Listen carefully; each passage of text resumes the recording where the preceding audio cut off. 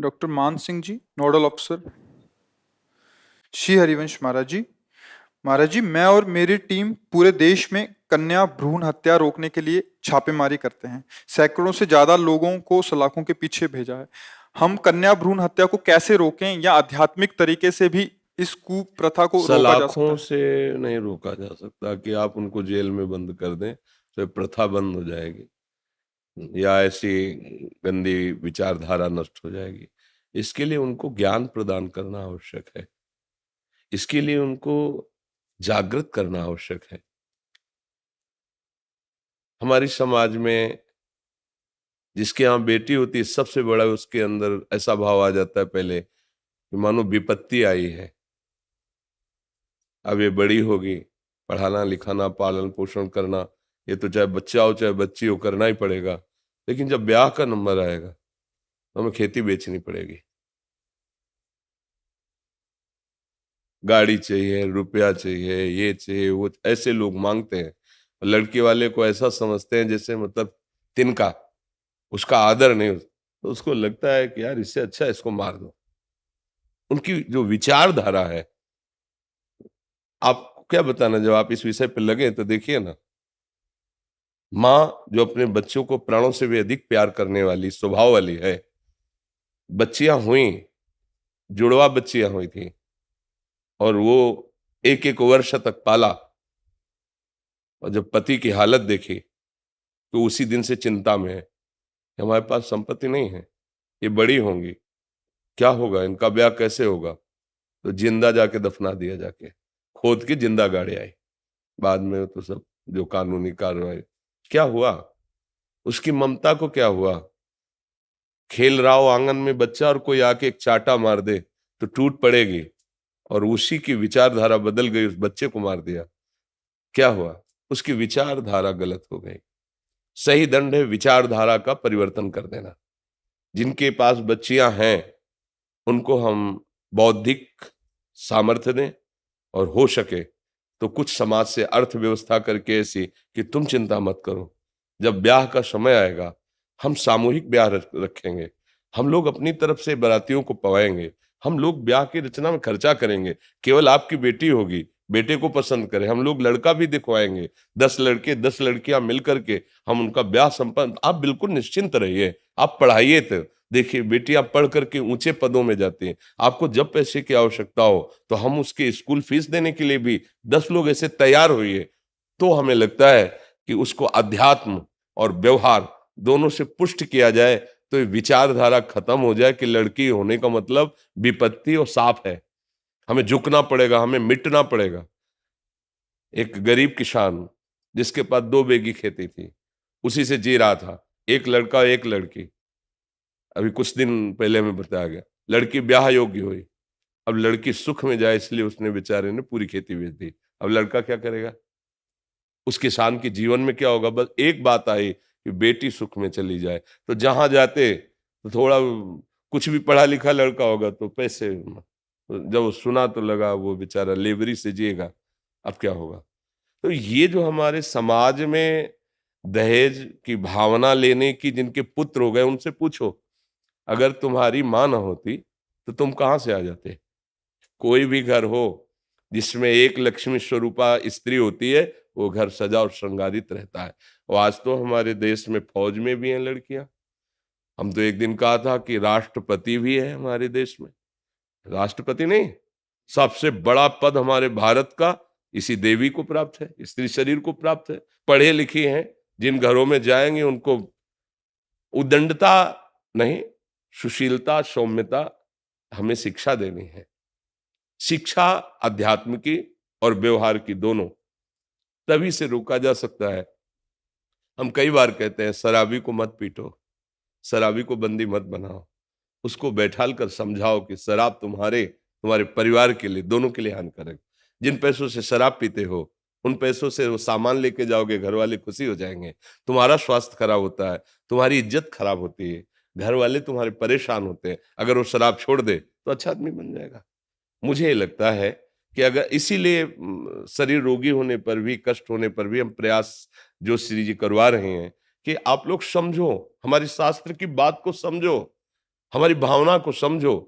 सन्यास लेने पर आदेश दिया जाता है कि पिता प्रणाम करेगा साष्टांग सन्यासी को, लेकिन माता को सन्यासी साष्टांग प्रणाम करेगा। जो माता बनती है जाकर, इतना बड़ा आदर होता है जिसका, जिसे के लिए महाप्रभु चैतन्य देव कह रहे हैं कि अपनी त्वचा की यदि मैं जूती बनाकर माँ आपके चरणों में पहनाऊं तो भी मैं ऋणी नहीं हो सकता आपसे। वही बेटी आगे चलकर किसी माँ बनेगी, किसी भारतीय जवान को पैदा करेगी, किसी किसान को, किसी भक्त को, किसी व्यापारी को, जिससे हमारा देश समृद्धशाली बनेगा। अगर तुम मूल ही नष्ट कर दोगे तो तुम कहां से आगे पीढ़ी बढ़ा पाओगे? यही समझ में नहीं आता कि पैसा ही सब कुछ होता है क्या? अगर सुशील, सज्जन और सहयोग देने वाली बालिका है तो हमारे लिए वही धन है। स्वीकार करना चाहिए। हमारी समाज को जागरूकता की आवश्यकता है। जो पीछे उदाहरण दिया जाता है कि हम दहेज दिए, कोई भी पिता अपनी पुत्री को जब दे रहा है तो उसके मन में आता है ना कि मैं क्या क्या दे दूं, पर अपनी सामर्थ्य के अनुसार देता है। तो जो पीछे दहेज दिया गया है वो राजा है। उसने 50 स्वर्ण के रथ दे दिए, हाथी दे दिए, दासियां उनके पास है। एक गरीब जब ब्याह करता है तो अगर वो 101 रुपया दे के पैर छू रहा है तो बहुत बड़ी बात है। उसकी लड़की सुशील है, सेवा भाव से रहेगी, स्वीकार करना चाहिए। लड़कियों को पढ़ाना चाहिए, उनको सदाचरण की शिक्षा देनी चाहिए। लड़की श्राप नहीं है। ये जो लोगों के दिमाग में बैठ गया विपत्ति है, ये साफ लड़की, लड़का हो तो थाली बजेगी और लड़की हो शोक होगा, और लड़का बहू लेके निकल जाता है देश विदेश। और उसकी अगर एक लड़की हो और वो पता पाएगी तो अपने माता पिता को अपने ससुराल में ले जाएगी, भले गाली खाए लेकिन पहले भोजन माता पिता को। क्या तुम प्यार नहीं समझते बेटी का? कई ऐसे केस सामने आए, बेटियों ने ही अपनी किडनी दी अपने पिता को। आप लोग तो सब देखते सुनते हैं। जैसा प्यार बच्चियों के हृदय में, माँ है, इनका हृदय कोमल है। तो जैसे अत्याचार वाली बुद्धि न पुरुष में होनी चाहिए न स्त्री में होनी चाहिए।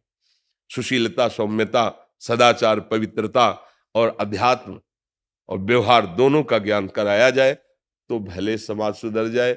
जेल में बंद करने से मुझे लगता है कि पूर्णता नहीं होगी, सुधार नहीं होगा। कितनों को बंद करोगे? वो गरीब आदमी है, वो नहीं जानता कि संतान उत्पत्ति कैसे रोकी जाए। अरे 2 रुपए आप नहीं समझते हो, क्योंकि जब अपने पास ऐश्वर्य होता है तो नहीं लगता है समझ में। अपना भूख होती है ना, तब लगता है यार भूख क्या चीज होती है। हमने देखा है, दिन भर मेहनत कर रहे हैं, 2 मिर्च और मोटी मोटी ऐसे 4 रोटी उससे खा रहे हैं। सर्दी का समय पूरा परिवार आग जला के बैठे हैं और फिर एक रजाई में ऐसे घुस के काट रहे हैं। पैसा नहीं है। अब उनके 2-2 3-3 बेटियां हैं, उनके पास वो ज्ञान नहीं है कि हम संयम में रहें। वो नहीं ज्ञान है, संसार का सुख इतना ही समझा है। और उससे जो संतान हुई, अब उनका भरण पोषण कैसे हो, ये दिमाग में यही आता है उनको कि यही एक सरल उपाय है। ये तो बहुत बड़ा पाप, बहुत बड़ी हानि और बहुत ही भी मूर्खता बढ़ती चली जा रही है। इसलिए आवश्यकता है सदुपदेश की, सदव्यवहार की। अगर हमें समाज सुधारना है तो हम चाहे 100-100 रुपया एकत्रित करें, जमा करें गरीबों की बेटियों के ब्याह के लिए, गरीबों की बेटियों को पढ़ाने के लिए। उनके पास जा जाकर उनको सपोर्ट दें कि आप चिंता मत करो, हम लोगों की एक कमेटी है, उससे आपको प्रति महीने इस बच्ची के पढ़ने के लिए मिलेगा। पर हम जांच करेंगे, आप पढ़ाएंगे, वो पैसा और कहीं नहीं खर्चा होगा, हम फीस डायरेक्ट भरेंगे। इनको पढ़ाओ, लिखाओ, अच्छी बनाओ और हम लोग ब्याह भी कर देंगे, आप निश्चिंत रहो। इससे सुधार होगा। पढ़ाया जाए, लिखाया जाए, उनको अच्छे पदों पे जगह दे हमारी सरकार, उनको सम्मान दे, तो हमें लगता है फिर अच्छा रहेगा। क्योंकि जो गरीब जन हैं या जो बिल्कुल मानसिकता से हीन हो चुके हैं, वो लोग ये बात नहीं। लड़का हुआ तो खुश हो गए, लड़की हुई तो निराश हो गए। ये जो विचारधारा इसे हटानी पड़ेगी। अगर लड़की नहीं तो लड़का कहां से आ जाएगा? कहां से आ जाएगा? अरे भाई ठीक है, आज का समय जो चला है, लेकिन तुम्हारी कुल पीढ़ी कैसे बढ़ेगी? तुम उद्दंडता पूर्वक विषय वासना की पूर्ति कर सकते हो, लेकिन संतान उत्पत्ति तो नहीं कर सकते ना। संतान उत्पत्ति तो लड़की से ही होगी ना। कुल परंपरा चलेगा, देशभक्त पैदा होगा, भगवान का भक्त पैदा। ये वो माँ है जिनके ऐसे लाडले लाल हुए हैं कि हमें स्वतंत्र कराने के लिए अपने प्राणों की बाजी लगा दी। यही तो माँ है, इन्हीं से तो पैदा हुई है। वो परमहंस पैदा हुए हैं जिनके संकल्प से सर्वे भवन्तु सुखिना सर्वे सन्तु निरामया, ये देवियां हैं। ऐसा भाव न करे। और माताओं बहनों को भी चाहिए कि अगर कहीं ऐसा परिवार मिल जाए कि तुम्हारी मनोकामना पूर्ण नहीं कर सकता है तो भी आप निर्वाह करने की कोशिश करें, उनको सपोर्ट दे, उनको प्यार दे।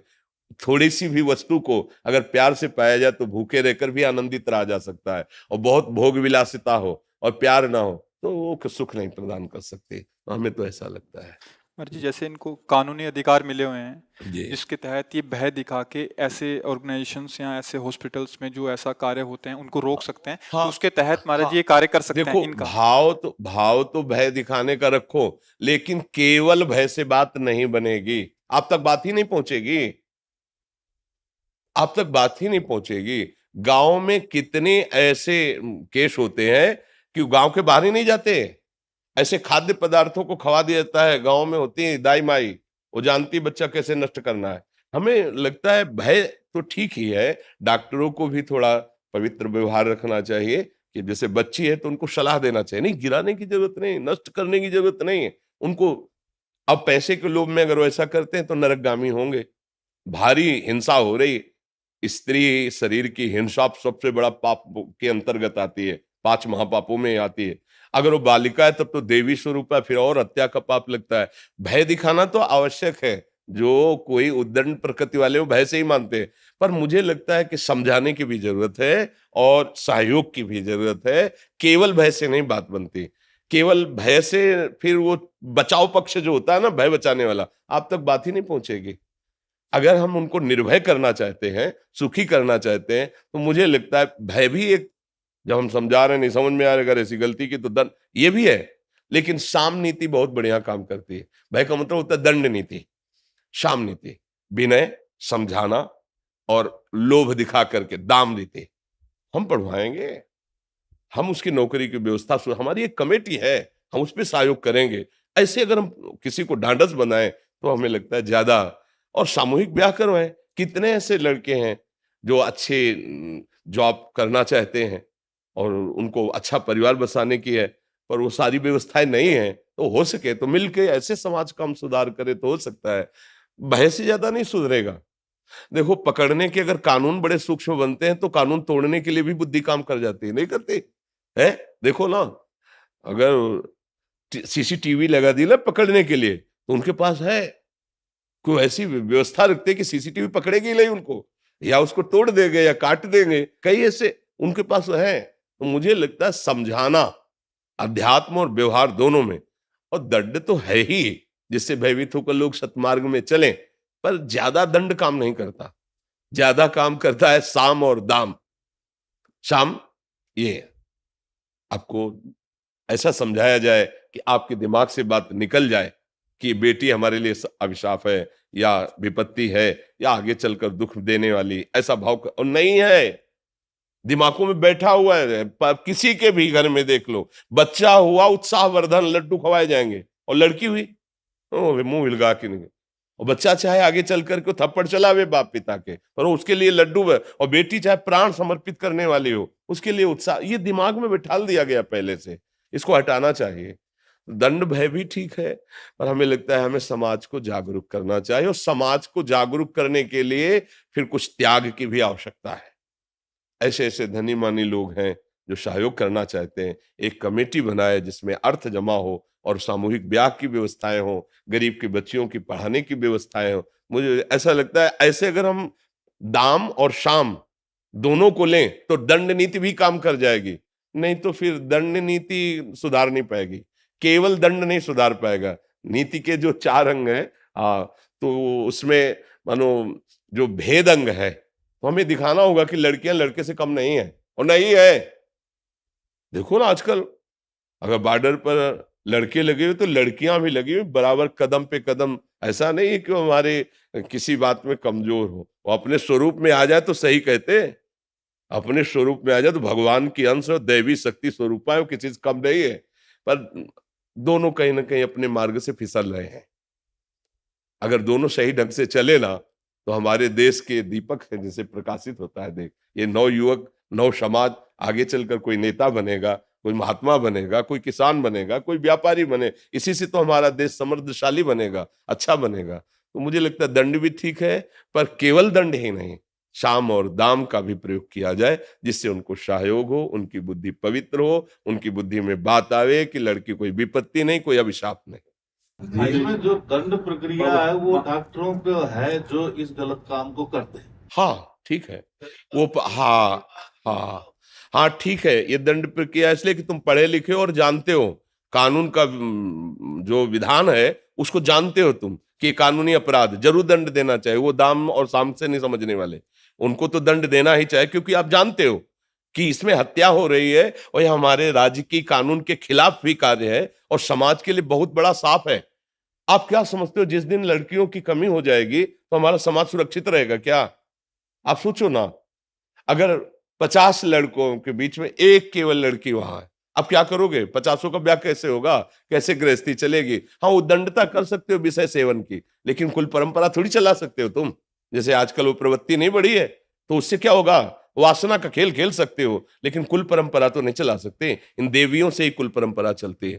तो इसलिए दंड तो ठीक है, उनको समझना चाहिए, पढ़े लिखे हैं, वो कानून को जानते हैं, वो विधान को जानते हैं, उनको समझाना चाहिए आए हुए ऐसे भ्रमित लोगों को। नहीं नहीं नहीं, गर्भपात करना अपराध है और पाप भी है और जरूरत भी नहीं गर्भपात कराने की। अगर अच्छे से समझाया जाए तो लोगों की समझ में आ जाए।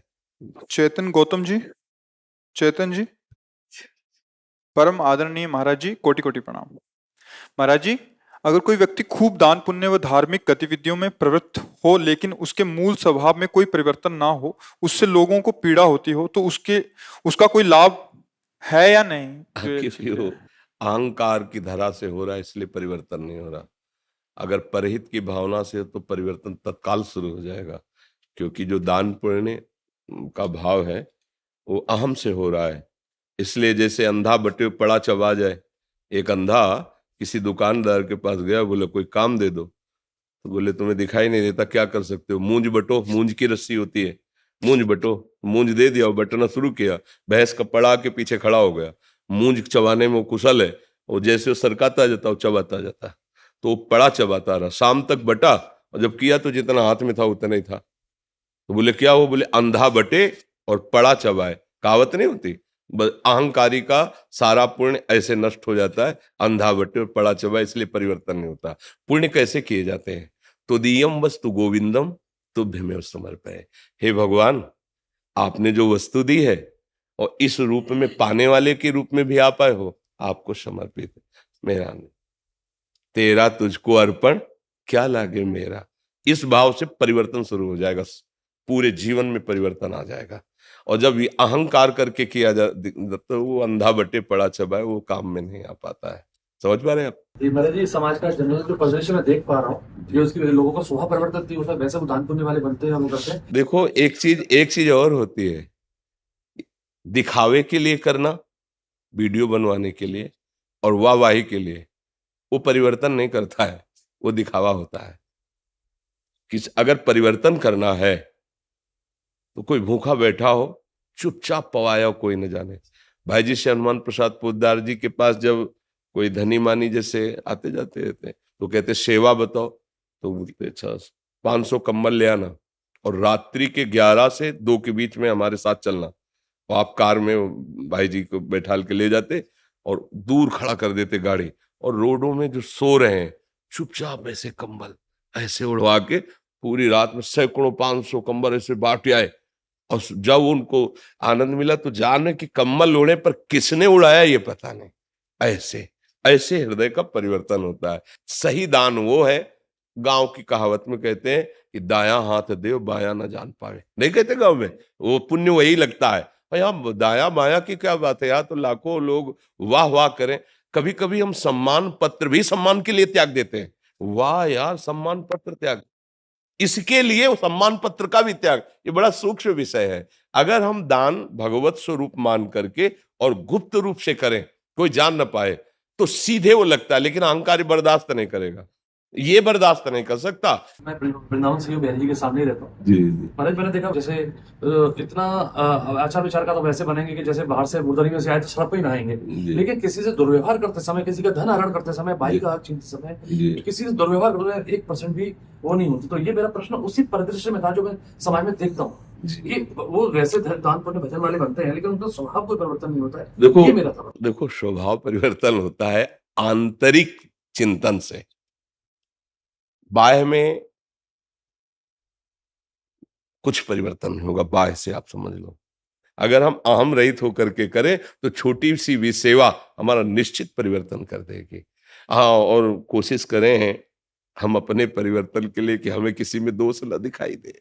अगर दोष दिखाई देगा तो एक बुरा कर रहा है और एक बुरा देख रहा है और एक बुरा सुन रहा है, तो मुझे लगता है कि तीनों का अंतःकरण बराबर मलिन हो जाएगा। तो हमको उनकी निंदा भी नहीं करनी और अपने आप को बचाना है और अपने समीप जो आ जाए उसे सही मार्ग समझाना है नहीं?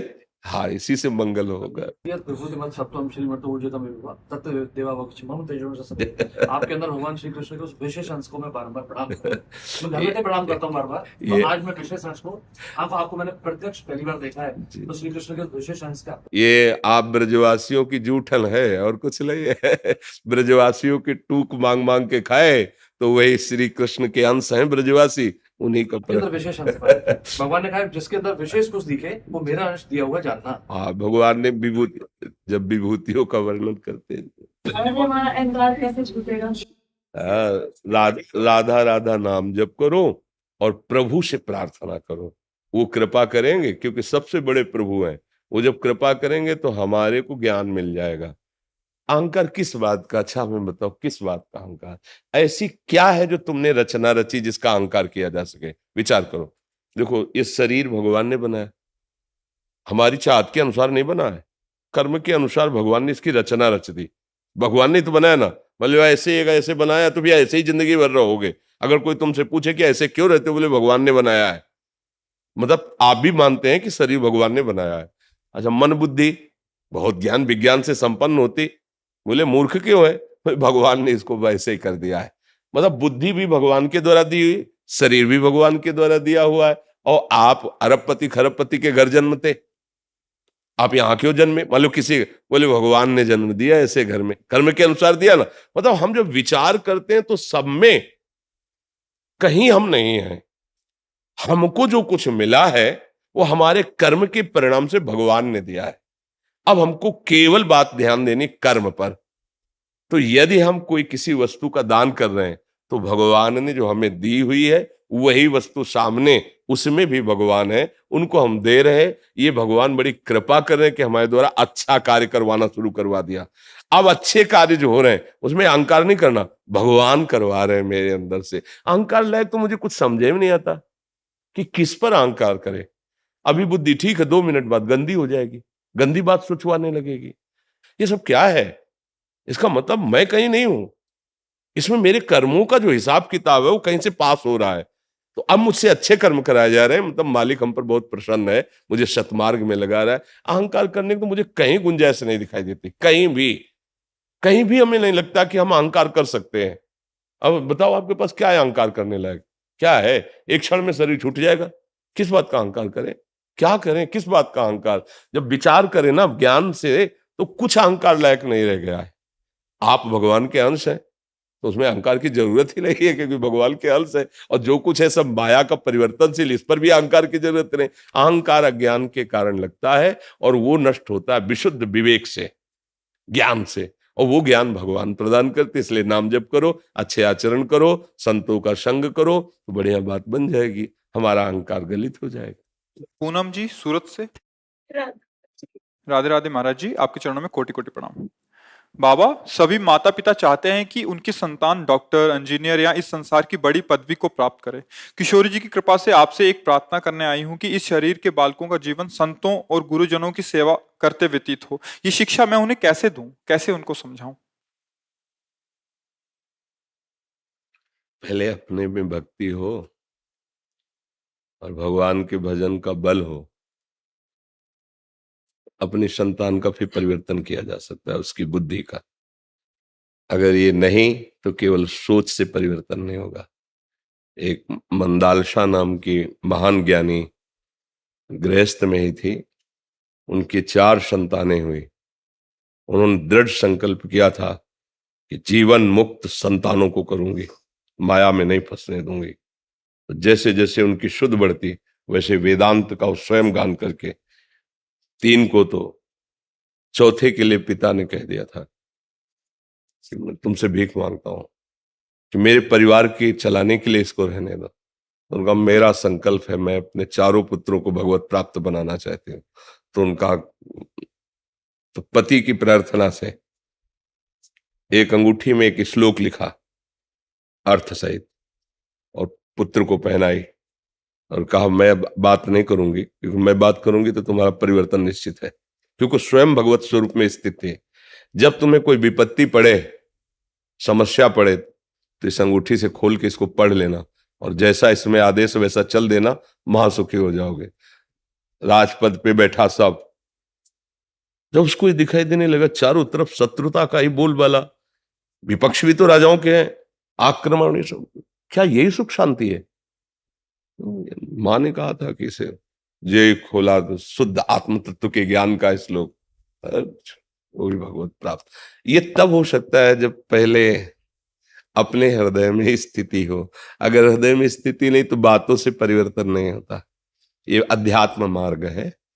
हम खूब नाम जप करें और भावना करें कि हमारे पुत्र भगवान के भक्त हों, तो निश्चित परिवर्तन हो जाएगा। भजन से हम किसी का भी परिवर्तन कर सकते हैं जब वो हमसे अपनापन रखे। तो पुत्र तो अपना ही है, वो तो मानता ही है। अगर वो अपना है, हम उसे संकल्प भजन के द्वारा और उपदेश के द्वारा, आचरण पवित्रता की शिक्षा के द्वारा, तो निश्चित वो महाभागवत बन जाएगा। निश्चित। हम अपने जीवन की बात बताते हैं। छोटे थे ना, तो घर में सन्यासी जन आते हो, वाराणसी का माहौल उधर, तो शिव उपासना, सन्यास मार्ग, तो दंडी सन्यासी सब ब्रह्म ऋषि ही होते हैं जो दंड धारण करते हैं। तो वहां मतलब अतरे दिन ही होता था, संतों को चरणों में उतारा गया, पिलाया, ऐसे अंजलि भर भर के बच्चे थे, ऐसे पीते, आरती कर रहे, माता पिता आरती करे तो हाथ जोड़े खड़े हुए हैं, संतों को भोजन पवाने जा रहे हैं तो पंखा कर रहे हैं, उनके शाम के बैठ के उपदेश कर रहे हैं, तो कुछ समझ में नहीं आया, पर उसी का प्रभाव हुआ कि वो मार्ग प्राप्त हुआ जो संत मार्ग है। बिना संतों की कृपा के, बिना संत स्वभाव के संग के साधुता थोड़ी आ जाती है। मत कीरति गति भूति भलाई, जब जेहि जतन जहां जे पाई, सो जानो सत्संग प्रभाव, लोकों वेद न आनु पाओ। तो हम पहले खुद सत्य में प्रतिष्ठित हों, खुद भजन परायण हों, हमारे सद आचरण हो, फिर हम बच्चों को परमार्थ में लगा सकते हैं। अहो भाग्य है। पर ये गर्व भी ना करे कि और तो अपने बच्चों को शिक्षा देते हैं विषयों में आगे बढ़ने के लिए, पर हम शिक्षा देते हैं भगवान में आगे बढ़ने के लिए, तो आप में वो सामर्थ्य नहीं रह जाएगी कि आप बढ़ा सको, क्योंकि अहंकार बीच में आ गया। अगर हम भजन परायण होते हुए दैन्य भाव से भगवान से प्रार्थना करें कि हे विश्वंभर, अगर इन्हें संतान का मेरे से संबंध किया है, तो मैं ऐसी मां बनना चाहती हूँ जो जगत मंगल करने वाला पुत्र हो। प्रभु आप अपने चरणों का भक्ति से बना दीजिए। बस आप ये प्रार्थना कर सकते हैं। पर आप जहां दूसरे की पहले निंदा कर दी, ये बड़ा सूक्ष्म विषय है कि और माताएं अपने पुत्रों को डॉक्टर बनाना चाहती है, अमुक अमुक अमुक बनाना चाहती है, तो उसमें हमारी गुणवर्धन वृत्ति अहंकार की आ गई कि मैं एक ऐसी मां हूं जो अपने पुत्रों को ये सूक्ष्म विषय है, फिर आप नहीं बना पाएंगे। ये आपका विचार है, आपको समाज में उनकी निंदा नहीं करनी।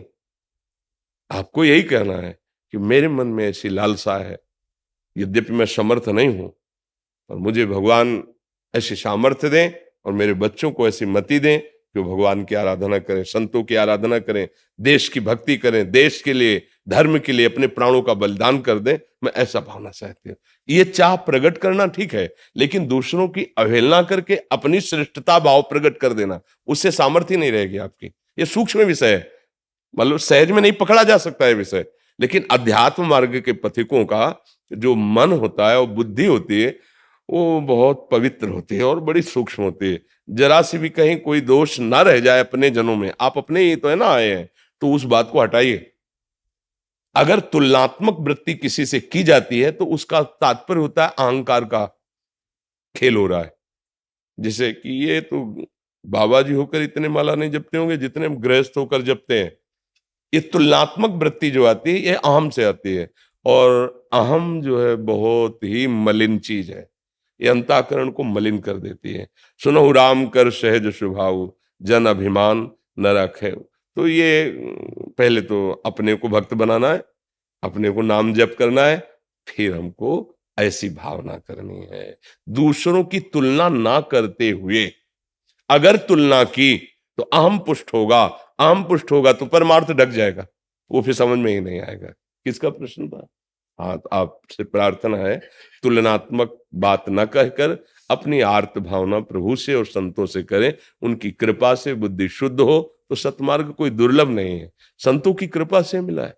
जो आज हम बोल रहे हैं, जो आप सुन रहे हैं, जो हम जीवन जी रहे हैं, ये जो कुछ भी है ये संतों की जूठन से है, संतों की चरण रज से है, संतों की कृपा से। कोई गर्भ से थोड़ी सीख जाता है, अगर गर्भ में भी सीखा है तो किसी संत ने सिखाया, जैसे प्रहलाद जी, तो नारद जी ने तो सिखाया।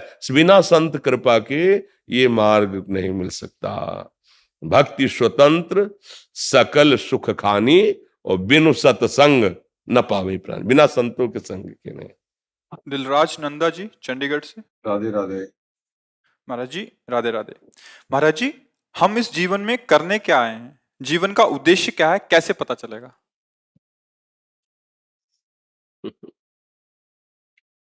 अभी तो हालत खराब है, कैसे अभी उधर से आए तो एकदम। हम करने क्या है? प्यार करने हैं। हम प्रेम स्वरूप भगवान के अंश हैं, हमें प्रेम चाहिए।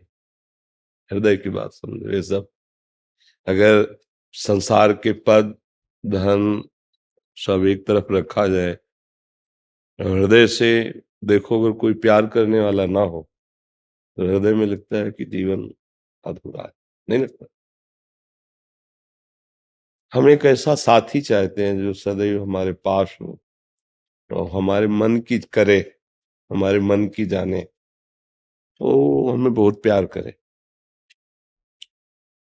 वो केवल प्रभु है, दूसरा कोई नहीं। क्योंकि अगर यहाँ किसी से प्यार करे तो वो अपने मन की करवाना चाहता है सामने, जिससे हम भी प्यार करें। लेकिन हमारे मन की कोई करे, वो तो पूर्ण काम होगा वही कर सकता है जो पूर्ण है। अपूर्ण तो हमसे चाहेगा, वो हमें प्यार क्या करेगा?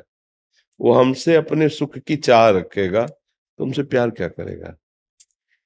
हमारे हृदय में एक मांग है कि प्रेम की, वो हम जान नहीं पाते। हम जो धन चाहते हैं उससे शरीर से प्रेम करते हैं, इसलिए धन चाहते हैं। हमें अच्छा खाने को मिले, अच्छा पहनने को मिले, अच्छा देखने को मिले, अच्छा धन की मात्रा। हम धन से प्यार नहीं करते, शरीर से प्यार करते हैं, इसलिए मुझे धन प्यारा लगता है। शरीर से प्यार करते इसलिए सम्मान प्यारा लगता है। लेकिन शरीर कोई प्यार की वस्तु है? विचार करके देखो, ये कोई प्यार की वस्तु है? ये तो छूट जाएगा, आज नहीं तो कल छूट जाएगा। और ये घृणित है, अंदर सब मल मूत्र भरे हुए हैं। हम शरीरों के प्यार में फंस गए, धोखा हो गया हमारे साथ, हमारे मन और इंद्रियों ने धोखा दे दिया।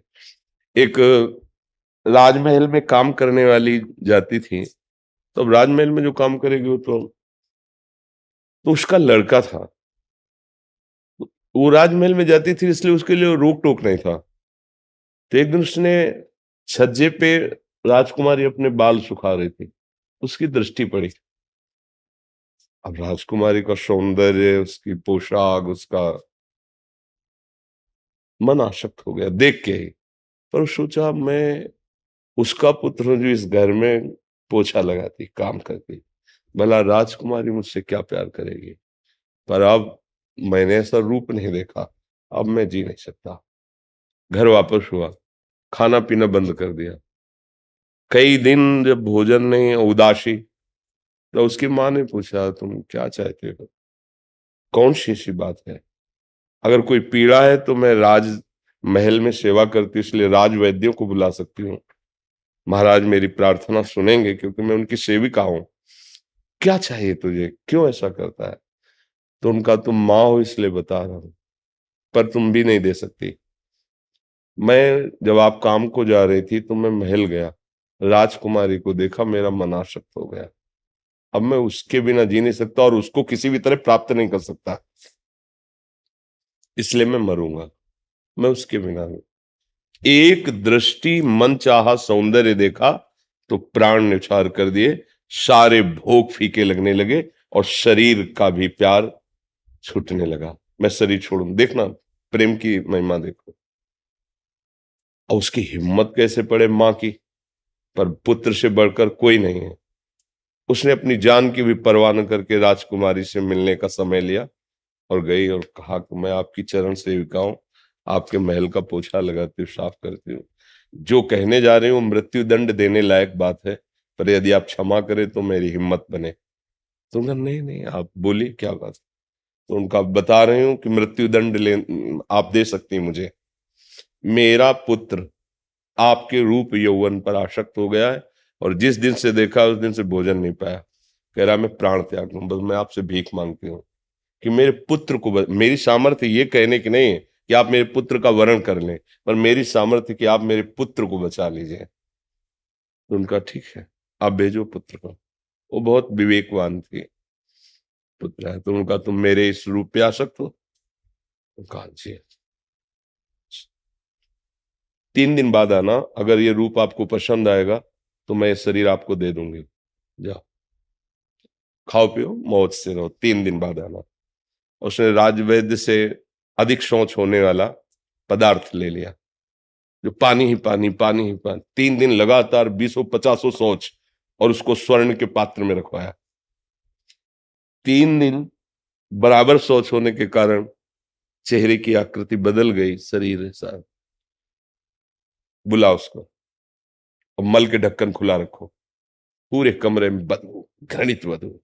उसमें बुलाया गया, जाओ राजकुमारी बुला ले।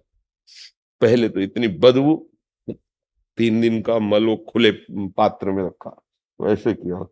जब राजकुमारी के समीप गया तो बराबर शौच होने के कारण आकृति, शरीर का वो तेज, वो सब। तो उसने कहा कि वो तेज कहाँ गया? बोले उस घड़े में भरा है। उल्टी जैसा लगा, भगाओ। राजकुमारी ने कहा इसी शरीर से प्यार करते हैं, भाग क्यों रहे हो? यही तो चमक रहा था, ये मल मूत्र ही था जो चमक रहा था, शरीर का ढांचा तो वही है, कहाँ जा रहा है? नहीं हमें बात नहीं करनी, राग खत्म हो। सही पूछो, हमें एक ऐसा प्यार चाहिए, जो कुछ भी हम कर रहे हैं सब प्यार के लिए कर रहे हैं, अच्छे से समझ लो, बस प्रेम चाहिए, और वो जगत में कहीं मिल नहीं सकता। एक धनुदास नाम के महान संत हुए हैं, उनका जब ब्याह हुआ तो उनकी पत्नी बहुत ही अनुकूल और सुंदर थी। इतने आसक्त हो गए वो कि एक क्षण भी उसके बिन, ये कुछ जो महापुरुषों की लीलाएं होती हैं, उनकी सारी इंद्रियां एकाग्र होती हैं, जिधर लगती है ना भरपूर लगती है। पूरे आसक्त हो गए। अब सामान बाजार से लाना तो वो जा नहीं सकते, पत्नी के साथ चलेंगे। पत्नी ऐसे चल रही हो, आप बैक उल्टा चल रहे हो, छाता लगाए, धूप न लग जाए, क्योंकि मैं इस रूप को प्यार करता हूं। और एक एक कदम पीछे। ये आचार्य चरणों के शिष्यों ने देखा तो सब हंस रहे थे, लेकिन वो एकाग्रता पूर्वक, वाह यार, अपनी इंद्रियों को इतना एकाग्र कर दिया इस पे, किसी तरफ नहीं देख रहा। कोई उपहास की बात, पत्नी को ऐसे देखते बैक चले तो उपहास हो रहा था। आचार्य ने कहा तो बहुत काम का आदमी है, इसने अपनी इंद्रियों को एकाग्र कर लिया, बस मोड़ना है, मैं इसके दर्शन करूंगा। आचार्य चरण गए नजदीक, कहा ए भाई मेरी तरफ तो देख ले, उधर ही देखता रहेगा? बोले जी नहीं सकता इसके देखे बिना। आसक्ति होती तो उनका, क्यों इतना आसक्त क्यों हो? बोले ऐसा रूप है, ऐसा गुण है, ऐसा प्यार है कि मैं नहीं अलग हो सकता। बोले अगर इससे बढ़ के, तो बोले हो ही नहीं सकता, क्योंकि प्रेमी जिससे प्यार करता है उसकी नजर में उससे बढ़कर कोई नहीं होता है। ऐसे प्यार में जैसे चपत नहीं लगाते हैं, कहता है हो ही नहीं। जे ही स्पर्श किया और संकल्प किया, तेरे सामने ठाकुर ललित त्रिभंगी मदन मोहन, जे ही रूप वो दर्शन, छाता छूट गया। पत्नी विस्मृत हो गई, और वो महान संत श्री धनुर्दास जी नाम के हुए। दोबारा देखा भी नहीं पत्नी को, क्योंकि असली रूप का दर्शन और असली प्रेम का दर्शन हुआ, सब छूट गया। गोस्वामी श्री तुलसीदास जी महाराज जिस दिन से ब्याह होके आया, एक क्षण के लिए भी मायके नहीं जाने दिया। कामी पुरुष अलग होता है, प्रेमी पुरुष है। कामी पुरुष कहीं भी हो अपनी काम वासना की प्रेमी जी नहीं सकता जिससे प्यार करता है। अब जब उनके भाई आते तो बहाने से लौटाल देती, बता नहीं पाती थी कि हमारे प्रिय पति इतना आसक्त हैं कि मैं। एक दिन वो किसी पुरोहिती कर से किसी जजमान के यहाँ गए हुए थे, बस कुछ क्षण के लिए लौट के आए तो भाई के साथ माँ आदि के दर्शन करने चले। जो ही सुना तो वैसे ही लौट पड़े। संध्या काल हो गया था, नदी पार की बड़ी कहानी है। छत से जाके आंगन में कूदे तो निकल के आई, देखा उसका धिक्कार तुम्हारी आसक्ति को, जितना इस चाम पे आसक्ति करते उतना राम पे करते महान हो जाते। बस कदम पीछे हटाया और कहा आज से मैं तुम्हें गुरु मानता। दोबारा देखा नहीं। राम राम राम, इतने बड़े महान संत बने। चिंतामणि पर अत्यंत आसक्त बिल्व मंगलाचार्य, जिनको कहा गया बिल्व मंगल जी अपनी आंखें फोड़ ली थी सुई से। उनके पिता ने उनका ब्याह किया, बहुत सुंदर लड़की, शायद इसकी आसक्ति पे फर्क पड़े, और वो लड़की पतिव्रता थी। एक बार भी उन्होंने बात भी नहीं की, और उसकी सारी जेवर लेकर चिंतामणि को सब संपत्ति, इसी शोक में माता पिता मर गए। अब चिंतामणि तो वैश्या, धन नहीं, धक्का मार के बाहर निकाल दिया। आज ये अपनी पत्नी के पास गए, रो के कहा मुझे बचा लो, अगर मुझे धन नहीं मिलेगा तो वो मेरी तरफ देखेगी नहीं, अगर देखेगी नहीं तो मैं जीऊंगा नहीं। आज अपनी पत्नी से देख। पत्नी ने कहा हमारे पास तो एक सुहाग का वो होता है माला, क्या कहते हैं उसको, मंगल सूत्र, वही आप ले लो, कम से कम आपको देख लेगी, आपको सुख मिल जाएगा। कहानी पूरी बड़ी है। उसने कहा कहां से लाए, उसने कहा अपनी पत्नी से। फिर क्या लाओगे, फिर कुछ नहीं मिले। निर्मम, जब तू अपनी पत्नी का ब्याह ही हुई का, उसका नहीं हुआ, जो इतना प्यार करती है कि तेरे लिए मंगल सूत्र, तू मेरा क्या, तू उनके पास आदमी तो धक्का मार के निकाल दिया। अब कोई रास्ता नहीं। जिसका कोई रास्ता नहीं होता उसे भगवान के भक्त मिल जाते, संत जन। उनको भगवान का परिचय मिला कृष्णचंद्र जी का। तो जैसे जलते हुए आग में किसी को गंगा की धारा मिल जाए, नाम जब भगवत चिंतन, शांति मिली। वो जो वियोग चिंतामणि का था, वो आसक्ति जो थी उसका मोड़ हुआ प्रभु की तरफ। एक ही वर्ष हुए थे, मन में आया कि मैं विचरण करूं, एक आश्रम में न रहूं। तो वो विचरण कर रहे थे, आगे जा रहे थे तो गांव बाहर मंदिर था, सरोवर था, तो वहां देवी पूजन के लिए माताएं बहनें आती। तो एक नववधू जा रही थी पूजने, बिल्कुल हूबहू चिंतामणि जैसी। और फिर वो आसक्ति जागृत हो गई। बहुत मन को समझाया, बस वो पीछे लग गए। वो पूजन की वापस हो करके गई, जब घर में गई तो ये दरवाजे तक गए। और उसका पति बहुत सुलझा हुआ व्यक्तित्व वाला स्वभाव का था। अपने पति से कहा, ये कोई नीच आदमी है, चिन्ह तो वैष्णव धारण किए पर गलत दृष्टि से हमें देख रहा, पीछे लगा चला रहा है। दरवाजे पे आया है, हम हैं, धैर्य रखो। नजदीक गए, कैसे आगमन हुआ आपका, थप्पड़ भी मार सकता था। तो उन्होंने कहा आप कौन हैं, बोले जो अंदर गई उनके हम पति हैं। बोले मुझे बचा लो, मैं आसक्त चित्त हूं, मैं एक बार भर नेत्र देखना चाहता हूं, वो मेरी चिंतामणि जैसी ही है। उनका ठीक है, आप हमारे अतिथि हुए हैं, हम आपकी सेवा। पत्नी से कहा, उसने कहा प्रभु कुछ गलत, बोले हम है ना, तो चिंता मत, बैठो आराम से। उसे उसकी भावना है ना दर्शन का, आराम से दर्शन। हिम्मत उसकी आई, पत्नी गई। फिर उनको जलन हुई, अरे नेत्र तूने मार दिया मुझे, वहां से ठोकर खाया था, प्रभु की शरण में गया, अब प्रभु से फिर तूने हटा दिया, ये अभी दिखाई देगी फिर छुप जाएगी, फिर क्या करूंगा। तो उनका मेरी एक बात मानो, 2 सुइयां हमें दे सकते हो। तो अवश्य, अभी लाके तो घर है। और कहा आए नेत्रो, संसार से ठुकराया हुआ भगवान की शरण में गया, और तूने फिर मुझे भगवान से विमुख कर दिया सच्चे प्यार से, अब तुझे रखूंगा नहीं। जय श्री कृष्ण। दोनों नेत्र फोड़ लिए। अब जो जन्म से अंधे होते उनका अभ्यास होता है चलने का, और ये तो अभी अभी आंख फोड़ी है। घर में चीख मच गई। कहा नहीं, किसी का अपराध नहीं, ये मैं अपने नेत्रों का अपराध मानता हूं। चल पड़े, लोगों से पूछा किधर वृंदावन है, मुझे वृंदावन का रास्ता बता दीजिए। अब पूर्वाभ्यास है नहीं, तो एक अंधा कुआं था रास्ते में, उसमें गिर गए। गिर गए, अब कृष्ण की सेवा कौन? हा कृष्ण। तो आवाज आई, बाबा हाथ दो। तो सोचा इतना बड़ा हाथ किसका हो सकता है, वो तो अजान बाबू भगवान के ऊपर एक सेकंड में। इतना सुकोमल, इतना सौरभ, इतना भगवान छुड़ाए, समझ गए। तो उनका बाह छुड़ाए जात हो, निबल जान के मोहे, और हृदय से जब जाओगे तो सबल सराहूं तो है। वो महान आचार्य बने, बिल्व मंगलाचार्य, श्री कृष्ण प्रेम की मूर्ति। हमारा मन प्रेम चाहता है, सच्ची मानो, पर वो जगह जगह धोखे खाकर फिर भी संसार में ही उसकी पूर्ति करना चाहता है। ये गलत बात हो गई।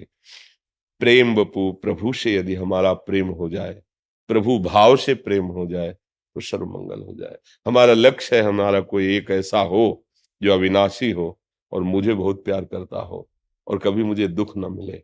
वो केवल मेरे प्रभु ही है, दूसरा नहीं। इसीलिए शास्त्रीय भाषा में कहा गया है, साधन धाम मोक्ष कर द्वारा, पाई न जे परलोक सम्हारा। संस्कृत में कहा गया, दुर्लभो मानुषो देहो, देहे नाम क्षण भंगुरा, तत्रापि दुर्लभम मन्येत वैकुंठ प्रिय दर्शनम। ये जीवन भगवान और भगवान के प्रेम करने वाले महाभागवतों के दर्शन के लिए मिला है। हमारा जीवन धर्मयुक्त हो और भगवत प्राप्ति हो, अर्थात मैं भगवत प्रेमी बन जाऊं। रसखान जी बालकों से बहुत प्रेम करते थे। उनका अलग अलग रुचि होती है, गलत भावना से नहीं, स्वभाव होता है। एक रुचि होती है, किसी को पक्षियों से प्यार होता है, किसी को पशुओं से प्यार होता है। जब संत जन उन्हें मिले तो उन्होंने कहा, अगर बालक ही देखना चाहते हो तो ब्रज में आओ ना, नंद का छोरा है, उसको एक बार देख लो, देखना मिट जाएगा। उन्होंने ऐसा कुछ नहीं माना कि कोई भगवान की बात कर रहे हैं, तो वो प्यार करते थे बालकों से।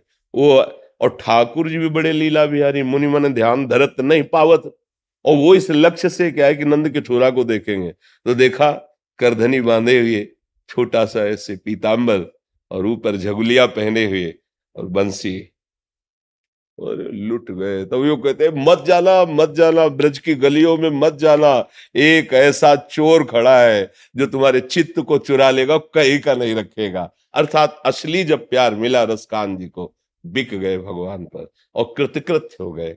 केवट को जब भगवान के चरण पखारने को मिले तो कह रहा, अब कछुनाथ न चाहिए। हमें ये प्राप्त करने के लिए मनुष्य जन्म मिला। सही सोचो, सही ढंग से। अब ये आनंद से बैठ के तुम जो कुछ भी करना चाहते हो, जो कुछ भी पाना चाहते हो, वो सुख के लिए ना। देख लो आप, जो भी सुख के लिए ना। क्या जो तुम सोच रहे हो वो किसी के पास नहीं है क्या? होगा क्या? वो सुखी है? वो कुछ और चाह कर रहा है। अर्थात अभी सुख का ठिकाना किसी को नहीं मिला। सुख का ठिकाना है सुख सिंधु भगवान। और जहां भगवान से वास्तविक अपनापन हुआ तो फिर कुछ नहीं चाहिए। जा ही न चाही कबहू कछु तुम संसार। प्रेमी को कुछ नहीं चाहिए। वो लैला मजनू की प्रेम की बात सुनी होगी। बहुत व्याकुल होकर के मजनू पुकार रहा था, लैला लैला। तो अहेतुकी कृपाल भगवान है, वो आए, उन्होंने कहा, तेरी विकलता देखकर मुझे चैन नहीं, तू मेरा दर्शन कर। कौन हो तुम? तो उनकी भाषा, वो बोलते हैं जो अपने भगवान का नाम लिया, मैं वो हूं। तो उनका नहीं, मुझे तेरे दर्शन नहीं। अगर तू सामर्थ्यशाली है तो लैला का रूप रख के आता, मैं तुझे देखूंगा। ये नेत्र उसके सिवा किसी को नहीं देख सकते। प्रेम देखो ना, शरीर की परवाह नहीं, प्राणों की परवाह नहीं, किसी के कोई पर। ये एक प्रेम बड़ी सूक्ष्मता से देखो। प्रेम ही परम विश्राम है। हम अपनी आत्मा से प्रेम करते हैं, इसलिए शरीर को भूल से बहुत अपनी आत्मा मान बैठे, तो सारा प्रेम इसी से है। अगर शरीर पे आ जाए, तुम्हारा बहुत प्राण प्रिय दोस्त है और तुम्हें पता चल जाए कि ये हमें नष्ट कर देगा, तो पहले आप नष्ट कर दोगे, क्योंकि देह प्राण ते प्रिय कछु नहीं। और जब आपको ये पता चल जाए कि आत्मा की प्रियता के सामने ये देह कुछ नहीं है, क्योंकि सब लोग जब वो आत्मा अंतरहित हो जाती है तो देह को जला देते हैं। अगर ये ज्ञान वास्तविक टिक जाए, जो अंतिम समय सब कहते हैं राम नाम सत्य है, ये सत्य नहीं है। जिसको ले जा रहे हैं देख लो क्या है, ये सब कुछ छोड़ के जा रहा है। सत्य क्या है? बोले नाम सत्य है। बोले बैठा ले दिमाग में, नहीं वो केवल गीत गा रहे हैं केवल वहां तक जाने के लिए, इसके बाद उसको दिमाग में ले बैठा लेंगे। तो आपने जो प्रश्न किया वो सत्य विषय यही है कि हम भगवान के अंश हैं और हमें प्रभु से प्यार करना है। अगर उनसे प्यार नहीं हुआ तो सब गड़बड़ हो जाएगा, पूरा जीवन हमारा व्यर्थ चला जाएगा। वही जब तक सबके अंदर है तो हम किसी से भी प्यार करते हैं तो होती उन्हीं की आकर्षण वृत्ति पर हम जान नहीं पाते और नाम अलग दे देते हैं, रूप अलग देते हैं। ये मेरी प्रिय पत्नी है, मेरा प्रिय पुत्र है, पर होता वही है। और जब वो अंतर ध्यान हो जाए तो रख लो भला प्रिय पुत्र और प्रिय पत्नी को, अर्थात सबका प्यार का केंद्र भगवान है। और इस जन्म में मुझे भगवान से प्रेम हो जाए, यही बड़ी बात है। ये भगवत प्रेमी महात्माओं के संग से ही होता है। औरों से प्यार करोगे कितना भी नजदीक रहोगे दूर रहेंगे, प्रभु से प्यार करोगे तो नेत्रों में बस जाएगा, वो दिल में बस जाएगा। उससे ज्यादा नजदीक कोई जीना मुश्किल हो जाता है। लोग कहते हैं भगवान कहाँ है, प्रमाण है क्या? अरे कहते हैं कि अरे वो सब तुम अभी जानते पे, उससे प्यार करके देखो फट जाएगा, हृदय फट जाएगा। एक प्राण कह दी, करोड़ प्राण हो ना तो ऐसा लगेगा कि फूल अर्पित कर। अभी मतलब प्रेम को समझा नहीं है और उस प्रेमास्पद प्रभु को समझा नहीं। वो कहीं दूर कितना भी प्यार कर लो तो भी वो दूर है, लेकिन वो प्रीतम जिससे हम प्यार करने की बात करें वो आंखों में समा जाता है, दिल में समा जाता है। सही पूछो तो प्यार करने वाला ही नहीं रहता, वही वो रहता है। कान भय प्राण में, प्राण भय कान में, ही में न जान पड़े कान है। मुझे ऐसा लगता है कि एकांत हो और चिल्ला चिल्ला कर उसको पुकार पुकार के रो, उसके सुख में निमग्न हो। उसे कोई बाहरी छवि की थोड़ी जरूरत है। पी मूर्ति नयनन बसे, वो बस जाता है, नेत्रों में बस जाता है, हृदय में बस जाता है। और यही प्राप्त करना जीवन का परम लाभ। पर वो माया ऐसे बावरा बनाए हुए ना कि ये सब नाटक लगता है, ये सब सत्य लगता है। भगवान कृपा करे और मन थोड़ा प्रभु की तरफ लगे तभी बात समझ में आए। बहुत देर से भगवान नाम से तो सारी जिंदगी से जुड़े हुए हैं, पर मेरे पास काश वो शब्द होते आपको बताने के लिए। मेरे पास वो शब्द पैदा ही नहीं हो सकते कभी कि मैं कैसे बताऊं कि हमारे लिए श्री जी क्या हैं, श्री कृष्ण क्या हैं, भगवान हमारे लिए क्या है। वो मैं शब्दों में कभी बयान वो कोई कर ही नहीं सकता। नहीं, अनिर्वचनीय इसलिए शब्द ही नहीं है ना, वो तो अनिर्वचनीय। बस वो सारी जिंदगी हमने अपने इसी चीज में लगा दी है। मेरे को पहले मैं सोचता था कि कभी कोई घर में ऐसे होगा, कोई खुशी होगी तो मैं ऐसे करूंगा, वैसे पार्टी करूंगा, वैसे करूंगा। अब ऐसा लगता है कि घर में कोई खुशी आएगी तो हम कीर्तन रखवाएंगे। ये यही कृपा है, ये श्री आनंद पूर्वक श्री जी। जय जय जय।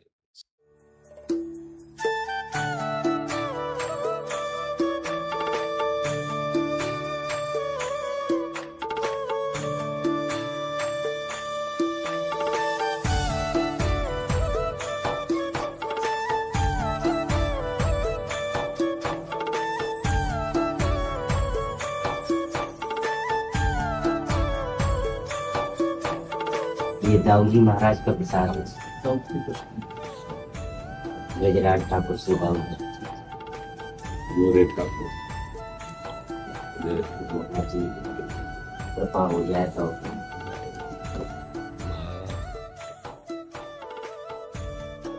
भाई। हाँ, थोड़ा अतरे दिन डायलिसिस होता है इसलिए शरीर की असमर्थता के कारण। तो कई बार दाऊ जी के पार्षद आकर के जोर दिए कि बाबा तुम्हें आना है, तो हमारे तो ठाकुर हैं, हम तो दर्शन करने आए। और अब इतना होने के बाद ऐसा शरीर पीड़ित हो जाता है, फिर उसे पढ़ाए रखते हैं तो दूसरे दिन के लिए फिर सामर्थ्य आ जाती है। ऐसे चल रहा है। सुनो, 1100 रुपये दो, ठाकुर जी को भोग लगाए हैं। गुरु जी की आज्ञा हुई थी तो उन्होंने कहा था बाबा से आप लिया ना। जी जी। और ठाकुर जी की सेवा में सहयोग राशि आप जो भी अदा करना चाहें। हमारे देखो, हमारा किसी से हम मांगते नहीं, जो हमारे पास स्वाभाविक आ जाता है। 200-250-300 संत हैं, उन्हीं के भोग और श्री जी के श्रृंगार। न मांगना है, लेना न देना मगन। अब जैसे 1100 रुपये है, इस सहज में जब दाल रोटी श्री जी के द्वारा चल रही तो 1100 को भोग दाऊ जी को लगा दीजिए। तो ऐसा है, क्योंकि हम मांगते नहीं, कोई शर्त नहीं, किसी भी तरह का कोई वो नहीं कि दान पेटी या पेपर भरवाना या किसी भी तरह की कोई एंट्री में पैसा। हाँ, अगर 100 चढ़ा दिए तो जय, 500 दे दिए तो जय, और उसी की दाल रोटी आ गई। जो साधक है वो भोग लगा श्री जी का पा लिए। तो हम जैसे हमसे कोई कहे ना कि इतने लाख ऐसे, तो ना मेरी सामर्थ्य है, क्योंकि ना मैं किसी से मांगता हूँ और ना हम ऐसा करने के लिए प्रोत्साहन किसी को दे सकते हैं, क्योंकि हमारा प्रोत्साहन है नाम जप करो, धर्म से चलो, प्रिया प्रीतम की शरण में रहो, प्रभु की शरण में रहो। यही है हमारी सेवा। जी जी, जय देव, धन्यवाद, धन्यवाद।